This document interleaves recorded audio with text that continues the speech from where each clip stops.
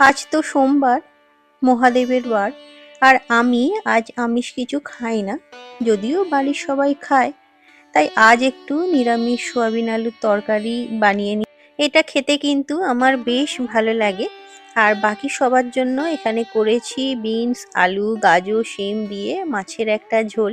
আর বিশেষ কিছু রান্না আজকে করব না। প্রচণ্ড ঠান্ডায় কিছু করতে যেন ইচ্ছাই হচ্ছে না। সোয়াবিন আলুর তরকারি নিরামিষ এইভাবে করলেই আমার বেশি ভালো লাগে খেতে। টমেটো দিয়ে আদা জিরে কাঁচা লঙ্কা বাটনা দিয়েছি, আর উপর থেকে একটু ঘি আর গরম মশলা ছড়িয়ে দিয়েছি। ব্যাস। আগে যদিও পেঁয়াজ রসুন দিয়েই সয়াবিনের তরকারি করতাম, তবে মা একবার এইভাবে নিরামিষ করে দিয়েছিল।